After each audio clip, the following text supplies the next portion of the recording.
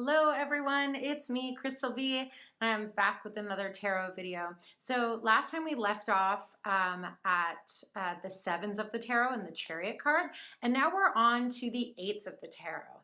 Now there's some sort of confusion as to whether or not the justice card is the true eight of the tarot or if the strength card is the true eight of the tarot. In my opinion, I usually err on the side of the Justice card because what happened was the Justice card and the Strength card were actually switched. So Justice is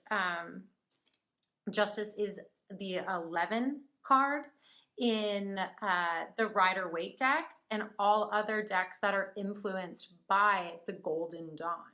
The Golden Dawn was the establishment that actually switched the two because they wanted the way the succession of the cards went to be astrologically correct. And since Strength represents Leo and it comes after the Chariot card, which represents Cancer, it only seemed like that would be the proper progression. But I feel like in this naturally sort of unfolding storytelling type of format of traditional European tarot cards, like the Tarot de Marseille, and also the Visconti tarot, which here you can see is in fact an 8, and she has the little balance scales there too. So yeah, so traditional European decks have Justice as the 8, and the ones that are affected by the Golden Dawn and the Rider-Waite or Smith-Waite decks are the Strength card, not the Justice card. Yeah. So anyway, I'm going to actually touch upon the Justice card and what the Justice card means. So I'm going to treat the eights of the tarot like they are the Justice card because that's just the way that I read. And we'll get to the Strength card and its meaning when we come to the 11s. Anyway, so I wanted to say that the Justice card represents, balance, commitment to being honest, honesty of the self. So being yourself and being true to yourself in that respect, like authenticity or knowing yourself on a deeper level, being receptive in the sense that you know what is the balance that is proper for you. And that means defining yourself as an individual as well. So, and that could also indicate self-looping patterns, which if you put an 8 on its side, it does indicate that infinity symbol, which is also signifies the Ouroboros, which eats itself, which is that snake that just is constantly just a constant cycle. So patterns in which we've established our life, what patterns work for us, what do not, what to cut out, what to keep, all of those aspects are present in this Justice card. This could also indicate hitting a plateau where you are possibly in the way you think, or a plateau in your job position, where you feel like you need to change and you need to release some cycles and keep others, or patterns or habits for that matter. So this could also indicate attaining the mastery of the self. So knowing when to push your energy and knowing when to hold back. So those elements are all ingrained in the Justice card. Also can indicate certain systems like the law system or systems of the body as well. So yeah, Justice. So I'll start also by talking about the minor arcana as well.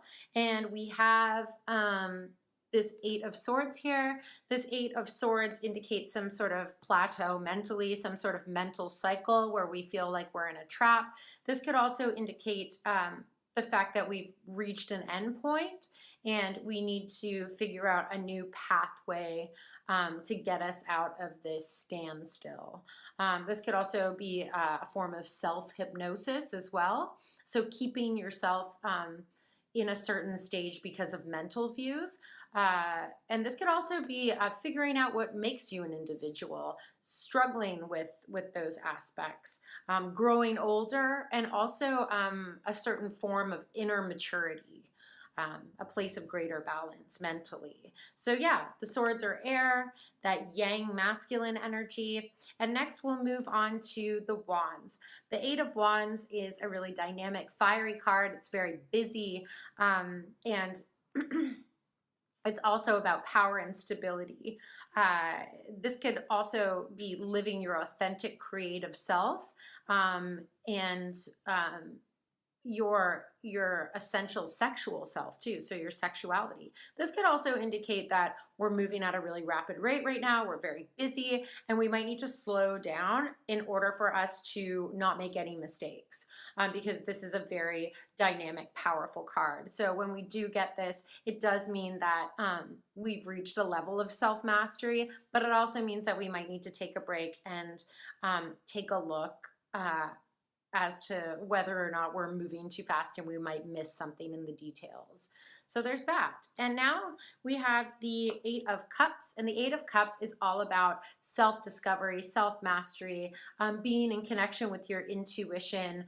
This could also indicate taking some time out for yourself in order to go deeper and bring out some of the cycles or the structures that make you who you are, or maybe doing some self-healing in order to rid yourself of toxic cycles that you've been through in your life too. So this could indicate a form of inner reflection that leads to deeper emotional healing and connection with the intuition. And that's the Eight of Cups. We've got that yin feminine energy, and it's water, the element of water. So last but not least, we also have this Eight of Pentacles, and this indicates a nice financial structure, something that also might be plateauing, something that we realize that we are comfortable doing the job that we're doing, but what else is there? Is there something more? Is there a different level to attain? Are we happy building this structure? This could also indicate crafting something or physically building something with one's hands. And this could also indicate the balanced structures of the body and health as well. So your health structure, is it solid and unshakable, or do you think that some of your old health cycles have plateaued and they need to be re-examined? This could also indicate some housing or job comfort or structure. So if you're applying for a higher job, or you're looking to buy a house and you're wondering how that's going to happen, this could also signify financial stability. And this is the element of earth, and this is also yin, feminine, receptive energy. So yeah, so it's interesting too. This is the Justice card in the Tarot de Marseille. It's an 8, and this is the 11, and it is the Strength card, which is really interesting. And it's interesting too to see that the hat on this Strength card has that infinity symbol, and there's an infinity symbol above the head on this Strength card. So what's the connection between 8 and 11? If you know the numerology connection between the 8 and the 11, let me know. That was an Eight of Wands moment where I needed to like slow down and process what I was saying.